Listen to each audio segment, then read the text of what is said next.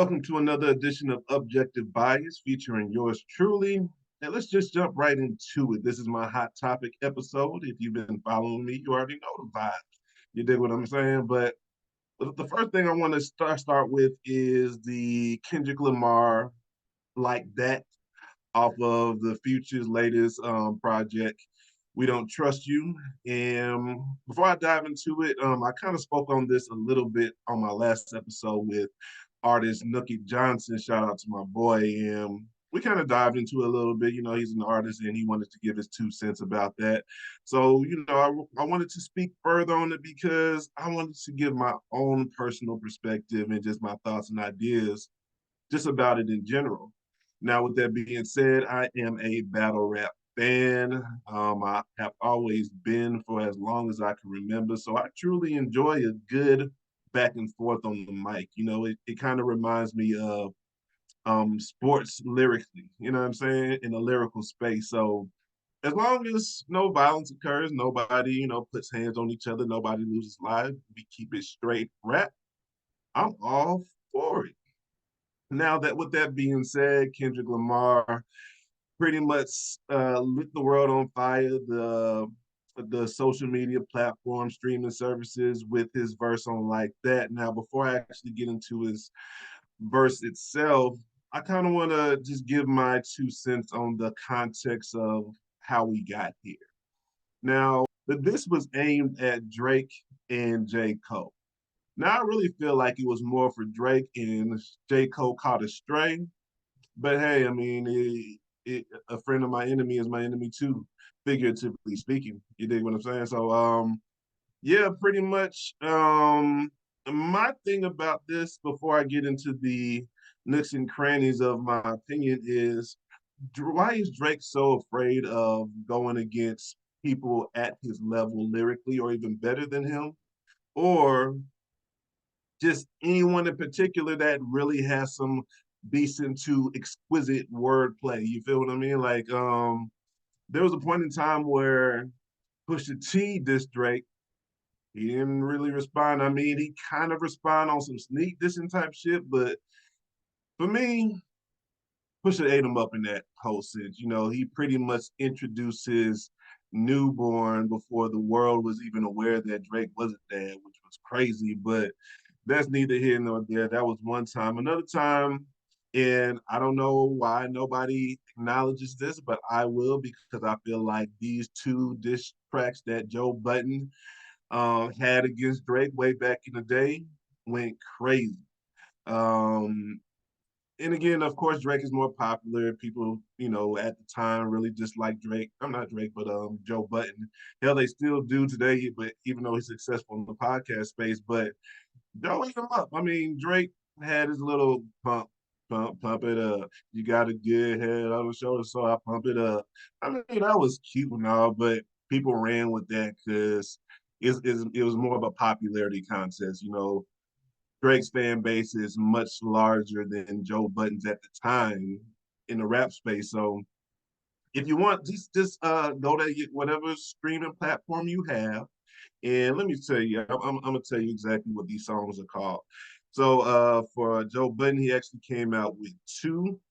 You feel what I'm saying? He came out with two on some back to back type shit. Shout out to the Drake diss against Meek Mill. And oh yeah, Drake think he was slick too. He knew who to try when it came to Meek Mill. You know what I mean? He was like, let me get test this motherfucker out because he ain't really going. He's not really up to par with me lyrically. And at the time, he caught him at a good time because Meek was going through some shit in his personal life. He was going through shit with motherfucking Nicki Minaj as well. But yeah, Drake, he knows how to pick and choose who he will go at. He's very strategical in that sense, which I feel like is unfair because he wants to control the narrative when it comes to dissing or putting shit out there. But back to what the Joe Budden part. The first diss track, and this came out in 2016, is "Making a Murderer," Part One, and "Awake." That was the second diss, and they both went crazy. Just check it out for yourself. Be objective when you listen to it, but compared to that pump.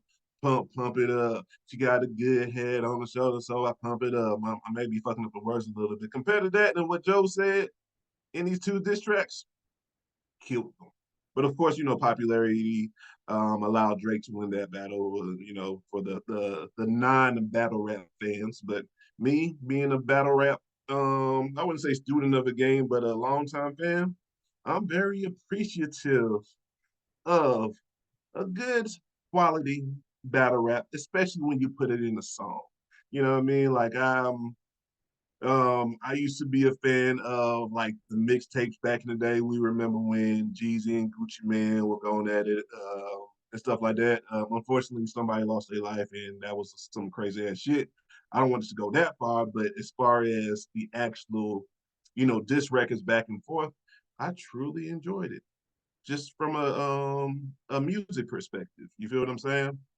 But no, back to like that or Kendrick Lamar at hand. Kendrick Lamar, and the reason I wanted to bring this up is he's been throwing shots at Drake for a minute, and Drake has yet to really respond. Like for me, Drake used to be my favorite rapper. No, let me scratch that. He was my second favorite rapper. T.I.P. Tip.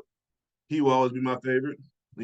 Atlanta representative. I may be biased, but Drake was up there as far as like second, top five, like all time for me because he was just so witty, like his wordplay, metaphors, things of that nature. I was a fan of it immediately.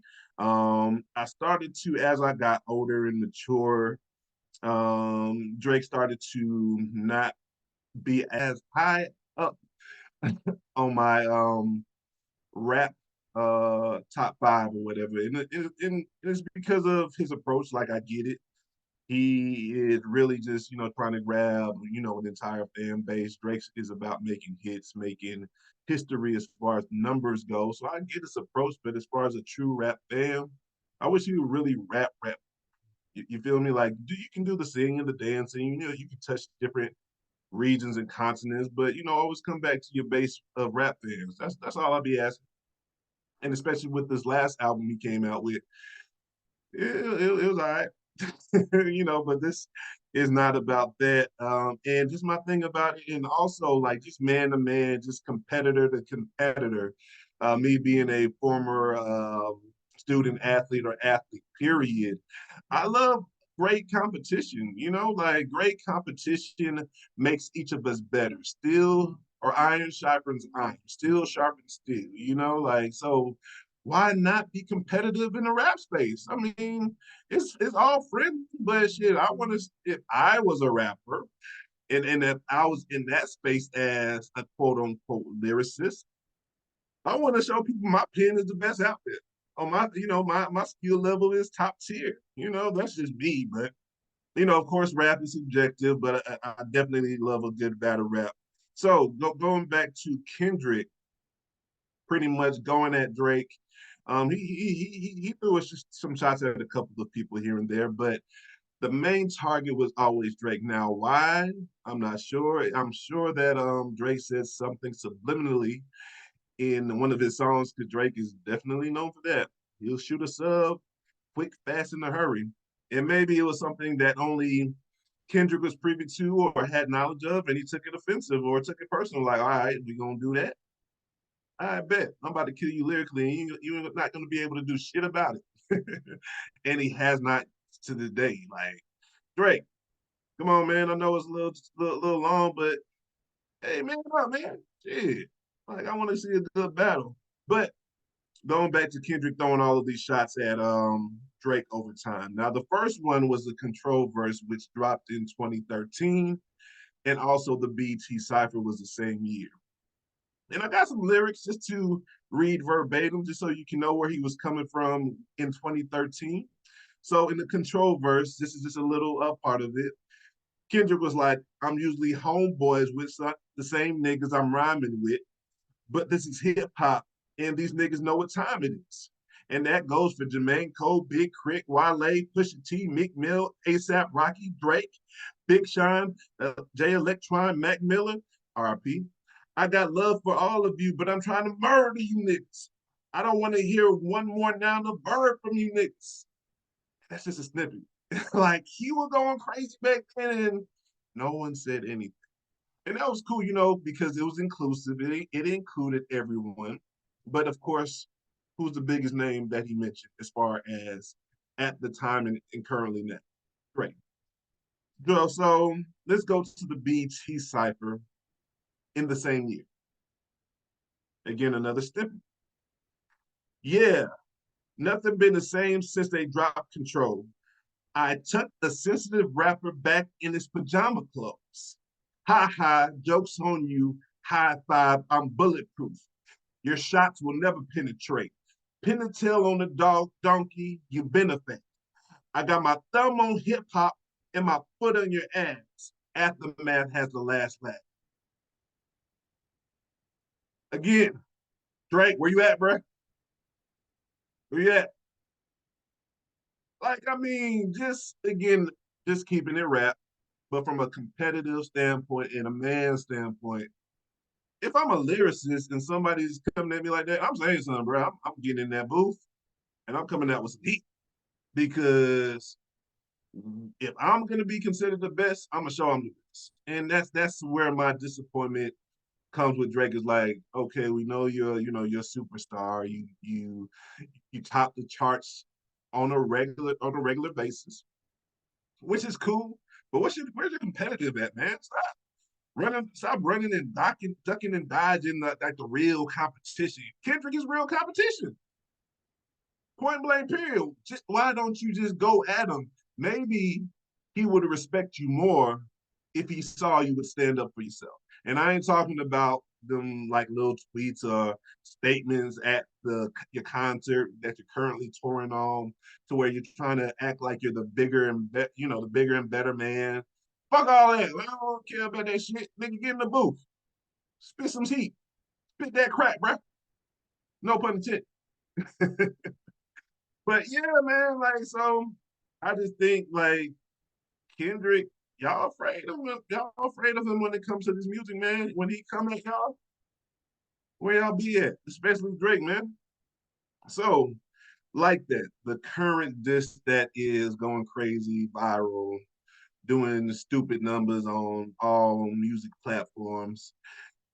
It came from okay, first person shooter is a Drake that I'm a Drake, I'm sorry. First person shooter is a Drake track featuring J. Cole, right? And J. Cole pretty much said something about me, Aubrey, K Dot, and me. We like the big three. We the big three, like we started a league. But then he also said, I'm like Muhammad Ali. Okay, I fucked that up, but you get the gist of what I'm saying. So the competitor that Kendrick is, which nobody was expecting. I remember how I first caught wind of it was on social media. You know, when you first wake up in the morning and you check your phone and shit, you may check your text messages, see if you have any missed calls, scroll through social media real quick, things of that nature. And I just come up on Kendrick Lamar, this Drake, I'm like, or this Drake and J. Cole, I'm like, what the fuck I don't know. So when I get in the car on my way to work, first thing I play is like that because I need to hear the smoke. I need that. I need that in my life. So his response was, fuck sneak dissing. First person shooter, I hope they came with 3 switches. Now, I'm not going to put everything together, y'all. It's pretty current, so you can go hear it. And he also said, motherfuck the big three. Nigga, it's just big me. Oh, what are we doing out here, bro? And that's what I mean. Like, I love it, man. I think like it's great for the culture. I think it's great for hip hop. Like, there's nothing wrong with healthy competition. It just makes everything better. And by Drake not responding, it just makes me just look at him like lesser than like I wouldn't say a man, but you don't come off as like you would stand up for yourself. Like you like to pick and choose who you talk about. You like to control the narrative, and that works for you because you're very popular. Your fan base is crazy, so they're gonna rock with you right or wrong. But come on, bro, like, oh, some man shit, man. Like, this, just get in the booth and spit some heat. Now, I do feel like J. Cole's gonna say something. I feel like J. Cole's gonna say something very clever because he's in album mode right now. I think the Fall Off is supposed to be his next project. So I feel like he's gonna respond in some shape, form, or fashion, even though he kind of straight. You know what I'm saying? He did catch a stray, but if you remember back in 2013 with the control verse, he did mention Jermaine Cole is what he called him in the song. Hey Jay, hey, I need that for the culture, bro. Hey, respectfully, I just need it.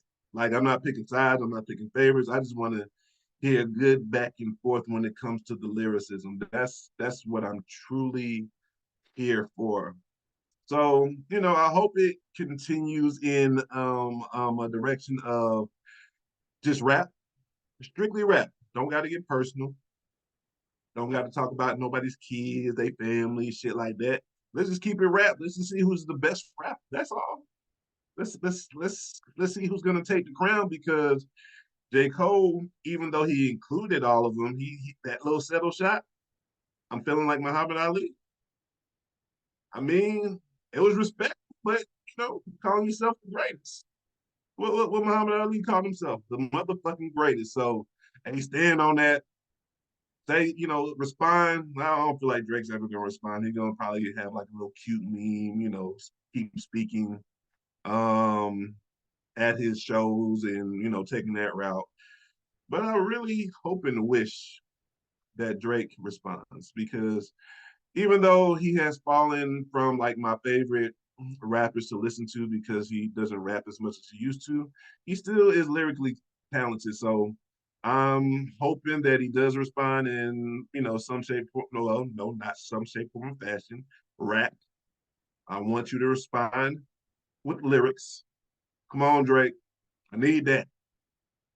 Is you like that?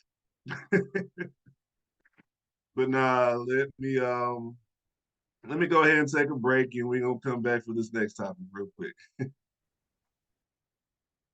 So the next thing I wanted to discuss was the recent Elite Eight games, and there was one in particular, LSU versus Iowa, which featured two marquee players, Caitlin Clark and Angel Reese. The other game also featured that night, which was between UConn and USC. Paige Buckners and Juju Watson, I believe that's her last name. Four marquee names were playing Monday night, this past Monday. And it was, I ain't gonna lie, this was the first time ever. And I used to be a former basketball player, student athlete, Auburn University, War Eagle. But yeah, this was the first time I was actually very excited and anticipating this matchup. And really, it was between Angel Reese and Caitlin Clark because they played in the national championship last year, and I'm gonna actually get into the specifics of why I was so interested. But women's college basketball has actually become more exciting than the men's. I never thought I would see the day. Now, and I'm saying that respectfully. Like I never thought I would see the day, but it definitely is. This is the first time ever that I know more women college basketball players than I do men. Who would ever thought? You feel me? But yeah, it was an exciting game. It truly did not disappoint. I think it was like the highest viewed women's collegiate game in history, over 12 million views. Like, or people watching the game, and it did not disappoint. Goddamn, Caitlin Clark came out and put on a motherfucking show. Had 41 points, 9 threes, 12 dimes. She took over that motherfucking game. She won that bitch. Like straight up. She controlled that motherfucking like, and I thoroughly enjoyed it. And let's not forget April Reese. She had a good game as well, 17 points and 20 rebounds. An amazing double double. I feel like she would have had more in the scoring department before she tweaked her ankle, but she was able to return to action. But after that, you can tell she wasn't the same. Didn't have as much lift on her shots, and things of that nature. In the second game, it was a good back and forth as well. Paige Buckner's the marquee player from UConn, and Juju Watson, the phenom freshman from USC. They went back and forth, and it was a great game. UConn came out on top. Now I didn't catch all of that game. I did catch the highlights. I watched it up to halftime and shit. I was sleepy. I can't even hold you. You know what I mean? But I just catch the highlights. But I did in fact watch the entire um, Iowa and LSU game. Now, what I really wanted to speak about after, I gave them credit, congratulations to Iowa and UConn in advancing to the Final Four, where Iowa will be facing UConn, and South Carolina, undefeated South Carolina, will be playing or going against NC State. So that's going to be some good ones. I'm going to be watching the UConn and Iowa game, definitely two marquee players again. So I'm definitely gonna be tuning in. But yeah, what I wanted to get into is Angel Reese's post game comments. And I want to preface my comments with I'm coming straight from a sports perspective, not real life, not, societal or whatever the case may be. But this is sports perspective. So stick with me as I'm going through my thoughts and my feelings about what she said. So pretty much after the game, her teammates and herself were overwhelmed with emotion because they just lost. And her teammates tried to pretty much have her back. And she pretty much was saying ever since they won the national championship the year before, she's been living a stressful life, been getting death threats, been sexualized, and all of the above, which is unfortunate. It really is. That part of it is not a laughing matter. So I want you to be able to compartmentalize while I'm going through this, because I'm not speaking on that again. I've already said that that's fucked up, that is unfortunate, and that's crazy, but it happens. And my thing is, I feel like in the sports space, if you're going to be a trash talker, stand on it. I enjoy great trash talking. Actually, trash talking and all of the above is really what brought attention to the women's game. Because what happened last year was Angel Reese was doing the "you can't see me" shit to Caitlin Clark, because Caitlin Clark was doing that to her opposing competitors in games prior.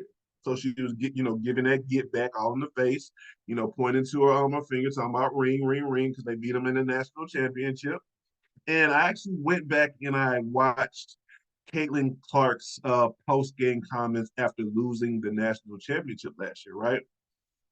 She handled herself with grace. She was appreciative of the season, spoke about what she wants her legacy to be, wishes that there was a different outcome. Things you say, taking an L like a champ, like a champ. You know what I mean? Like you're gonna lose. Like that's what's gonna happen. It comes with the game. Like it's not foreign to none of these players that you're gonna lose at times, especially at the highest level. So fast forward to 2024, the Elite Eight, Iowa, Caitlin Clark, they get back. Ain't nothing wrong with that. And it's crazy. I thought that was gonna happen, just how sports kind of comes full circle. It's pretty hard to continuously beat the same team, especially beating them 2 years in a row. And both teams are extremely good. It's extremely difficult. Just a side note, I remember when I was in high school, my junior year, we had, and I went to Norcross High School. Shout out to Norcross High School, right here in Atlanta, Georgia. We had played this team called Chattahoochee. We were both ranked. My junior year, we beat them by 4 points, and we went to the Elite Eight off of that. Turn around the very next year, we played them motherfuckers again, and they got the best of us. Shit happens. We both pretty much brought the same teams back. Then they got the better of us. That's just kind of how sports, come full circle and work sometimes. So that, going back to the topic at hand, um, in my bracket, because I did a bracket, I had elected or picked Iowa to win. Now, I'm a fan of LSU and their program, but as far as it's an objective approach, given how no sports work, I'm like, Iowa's going to have extra motivation, extra, just extra energy to get the W just because of what happened last year. And I feel like Caitlin is going to go off because she had like 20 something last year, but she knew she had to have like a 30 or 40-point game to pull this one out. And that's exactly what the fuck she did. So I commend her. I respect greatness. One of, if not the best women's basketball scorer to ever play the game. Well, she is the best scorer because she holds the records, but she's gonna be up there in the GOAT conversation, especially if she captures a championship this year. But back to how Caitlin responded in her post game conference last year when they lost the national championship versus Angel. Now, I already got it out the way that it's unfortunate and fucked up. She's getting death threats and being sexualized, but there's more to the story. Now, if you're gonna play a role of villain, pop your shit, so to speak. Even prior to that game, which I kind of felt like it was a big mistake. Angel put a crown on her bench prior to the game. We already know what that means. He's speaking. She's the queen out in this bitch. So she's constantly talking that trash. There's no problem in doing. I am all for it. I'm here for the shits when it comes to sports. I'm with it, you know. But when you lose, that's not the time to start talking about this shit because what you're doing is trying to pull from the sympathy card. And that's just whack to me when it comes to sports. Nah, this ain't the time to do it. You can speak about that on a podcast, on a later interview, but not immediately after you lose, because this wouldn't have come out if you would have won. And that's the absolute fact. So you come off as a sore loser. Not to say that you are, but you definitely gave that with that sympathy card that you tried to pull, Angel. And that's just the reality of it. Like, come on, man. Take that L like a champ. You are a champ. Y'all won that shit. Take that L. Move on. Speak about your trials and tribulations later, but in that moment, just again coming from a sports perspective, you was like a sore loser in that instance. Like if you're gonna be the queen, if you're gonna put a crown on your bench prior to the game starting, stand on that. Don't start, and like I don't mind the crying, the emotions and things of that nature, because that happens. Because I've been there shit. I didn't almost cried after losing like a big time game or whatever when I used to play. So that comes with it. But nah, I in that moment, I'm not trying to hear all of that. I respectfully, I'm just not, because again, you're popping your shit. You're pointing to your ring finger the year before, talking your shit, and now because the tables are turned, now you want to pull the sympathy card. And not only that, it's unfortunate that they are younger, so I get it. You don't really know how to handle these moments, but this is a big teaching tool.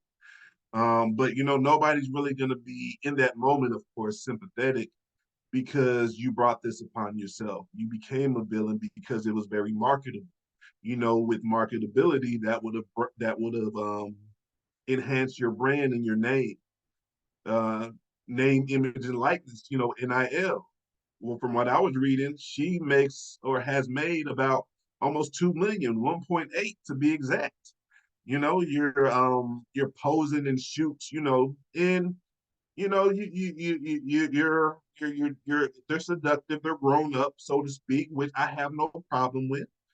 But if you're doing all that, you're bringing this attention to yourself. You're a superstar in the women's college basketball game. This is what comes with it. And that be kind of my issue with the younger people that get the fame, get the money, get the recognition, get the accolades, y'all know it's going to come with scrutiny as well. It's not going to come with all hearts and hugs and laughs and cheers. Hell, that's what happened to the men. Let's speak about some polar individuals like LeBron James, arguably one of the best basketball players that ever played the game. Great family man, ambassador, businessman, all of the above. But he's polarizing. That means he has a lot of people that love him and a lot of people that love to hate him. So you can imagine the things that are being said or whatever when it comes to him, but that's what comes with it. It's a part of the program, it's a part of the process. So that's something you're going to have to get used to. Like, if you lose, take it gracefully. You know, there's nothing wrong with getting emotional, but don't pull that sympathy card. Like, so I'm not gonna go. I don't know if y'all heard Emmanuel Amacho speak about it. He was kind of harsh. Like, I ain't gonna go there. He was a little harsh, you know, with his adjectives and comparisons and things of that nature. I ain't gonna go in that direction. But I'm gonna be on the side of, if you lose and you was talking that shit prior, you gotta hold that L, Angel. Respectfully. Again, I ain't coming from a malice space, nothing of the sort. But you got to hold that L a little better. It's just not the time in place to try to pull the sympathy card. So I respectfully disagree with you taking that moment to do that. I truly understand, even if that is a thing, not right after you lose. Because again, if you would have won, you wouldn't have said, "Oh yeah, you know, just to let y'all know, like I've been stressed out. You know, I've been getting death threats, been sexualized, but on to Final Four." That wouldn't have been the conversation. So take this as a learning lesson. You know, if you're gonna talk that shit, stand on it. Or allow this to humble you a little bit if you're not prepared to deal with the scrutiny that comes with losing. Because if you're gonna talk that shit, you're gonna play villain. A lot of people are not gonna like that, and they're waiting for you to lose so they can talk their shit just like you've been talking your shit. You know, it's only fair. You know, so that's pretty much it on that topic. But it was one hell of a game. I truly enjoyed it, and it was great for women's basketball. I hope they keep elevating. The men college basketball, y'all need to do something, because I barely knew any motherfuckers in the men's college basketball. I barely even knew players on my team, Auburn Auburn University. So yeah, hey man, they catching up. What we doing? What we talking about? So I'll be back with you with my last topic in a few.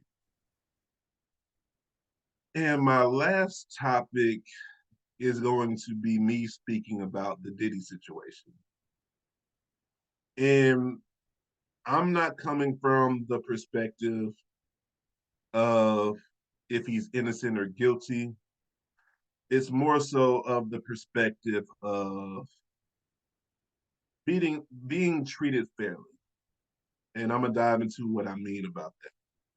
So pretty much a lawsuit came about from, I guess it was a former employee, manager, or I don't know what his title was, but he used to work with Diddy, and he put out a lawsuit which he accused Diddy of sexual assault and sex trafficking. So before I even continue my thought and my opinion, I would like to say, if P. Diddy is guilty of any of the things he's being accused, he should be punished to the fullest extent of the law, straight up and down. I ain't playing about that. So again, this is not going to be a conversation about if he's innocent or guilty, because I have no opinion on that part of it. My thing is, and of course, this is a rhetorical question, why is it that anytime a black person gets accused of anything, for the most part, right? Especially a celebrity, they're guilty until proven innocent. Any other race, innocent until proven guilty. That's just how it is. Why is that? And another thing, I'm disappointed. I'm disappointed in us, my people. You know, and what I mean is, about that is y'all are jumping right on the bandwagon. Oh, he did it. Had to be something. Making jokes, creating memes, all of the above. Like, how do we as a race expect other races to take us seriously when we don't take our own race seriously? We always motherfucking piling on when it comes to us. Like, I think I saw something in the comments. I believe Boosie was on. I forgot. I don't know what platform he was on, but of course it circulated all of the platforms, and he was just pretty much like, "Damn, where his friends at?" And everybody that was, I'm paraphrasing like a motherfucker though, but where are all his friends at? The people that was rocking with you, partying with you, and all of the above. Why ain't nobody saying it? He kind of had that approach, which I agree with, but I also agree with, why people may not be saying it, because it's a lot of business that could be fucked up if you pick a side. Why don't we practice being silent? Why don't we practice saying, "Oh, I don't know. I pray for who's ever affected by the situation." Whatever the case may be, it's hard on everybody involved, you know, and just keep it like that. Stay neutral. Why you gotta, oh, he did it? And oh yeah, going back to the Boosie statement in the comments, I saw somebody saying, "Oh, they ain't saying nothing because they know he did it." How do you know? Because of the internet? Hmm? Again, it goes back to my problem with us as a race being guilty until proven innocent. I'm just not sure why it works like that, but it's definitely a thing, and we don't do ourselves any good by piling on to our own people. You don't see any other race piling on to their own. None of them. But leave it up to us black people. We gonna make fun of the situation. Like hell, we gonna take advantage of getting some views and some clicks just to make our own people look bad. Pile on. Like I just don't understand. One of my friends has sent me like a meme on social media in regards to the Diddy situation. My response is I'm not participating in any Diddy slander. Now, again, going back to what I prefaced my opinion with, if he is guilty of what he's being accused of, then he definitely should be punished to the fullest extent of the law. But what is the law supposed to be representative of? Innocent until proven guilty. But it doesn't work when it comes to black people. I wonder why. Now, I actually have a few examples just to kind of back up my statement. Y'all know the show Catfish? Nev being the host of Catfish. Nev's last name is Showman. And years ago, do y'all know he was accused of sexual misconduct? I'm sure a lot of y'all don't know. I wonder why. And guess what happened? They just suspended him from the show, pretty much granting him a leave of absence. That's not what they called it, but that's what it was. They allowed the investigation to unfold and go through its process. And it came out that either it was not true or it got dismissed. Guess what happened? Nev was able to come back and continue his show. Want to hear about a contrast to that situation? T.I. and Tiny. They had a show called The Family Hustle, right? And they were accused of drugging and sexually assaulting a woman. Guess what VH1 did? They terminated the contract, discontinued the show, and that was it. Mind you, This was just off an allegation, right? Fast forward, charges got dropped, nothing happened. You remember what happened to Neve Catfish? He was able to continue with his show. Not T.I. and Tiny. I wonder why. Another situation. There's this basketball player that plays for the Oklahoma City Thunder named Josh Giddey. You know, white guy. I don't think he's from the States, but he's still white. Guess what? He got accused of an inappropriate relationship with a minor. Now, guess what happened to him? As the situation unfolded, he was allowed to continue playing. Come to find out, the alleged minor or whoever she is, I don't know if she's of age now, didn't want to cooperate. Neither did her family or anyone else. It was dropped. But nothing ever happened to Josh. They didn't say, "Oh, you got to sit down until we come to a conclusion," or whatever the case may be. They allowed him to keep playing. Because you know why? Everyone else is innocent until proven guilty. When it comes to us, we're guilty until proven innocent. Ain't that a shame? And it's factual though. There's so many countless situations of that occurring, and this one may not be a good contrast, but hell, I'm still gonna motherfucking bring it up. So there was this one NBA player, his name was Kevin Porter Jr., I believe, and he was accused of domestic violence and all of the above. Immediately, he was released from the team. I mean, something did happen. I ain't gonna be oblivious to the fact. But again, isn't it supposed to be innocent until proven guilty? Not with us. So he was accused of abusing his, at the time, I'm not sure if they're still together, girlfriend, who recanted a statement saying no, he never played hands on her. Now let that be another race.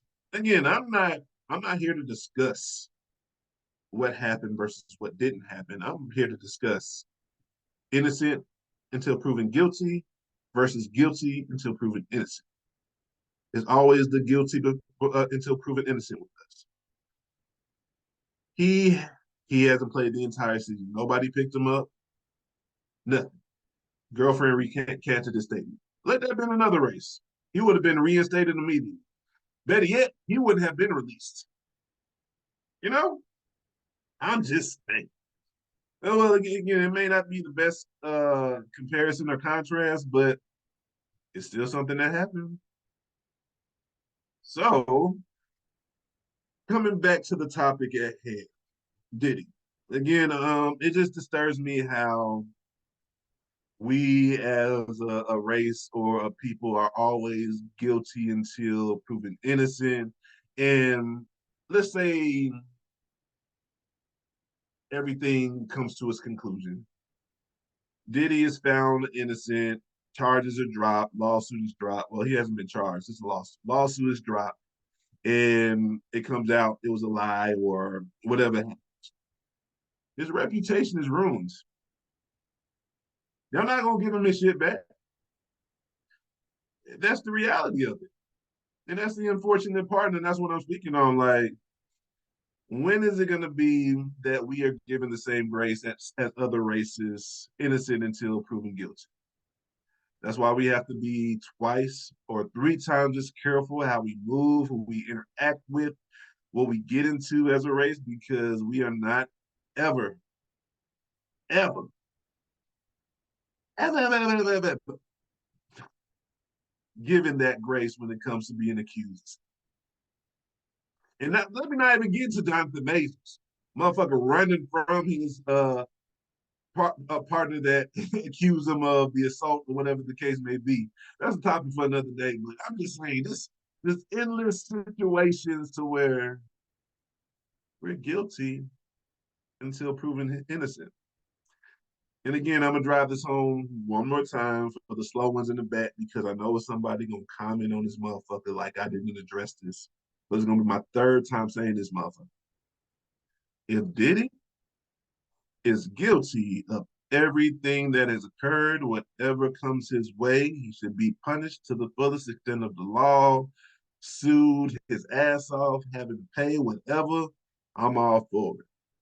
But until then, I'm not with the idea of tearing down black people, black figures, just for the sake of our skin complexion, because it's funny and we're an easy target for memes. I ain't with that shit at all.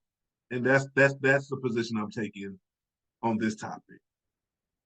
But yeah, that's pretty much it. I hope you enjoyed this episode. My latest Let's Talk Hot Topic episode. And you already know what time it is. Anyone can talk, but not everyone can podcast. I'm out there, bitch.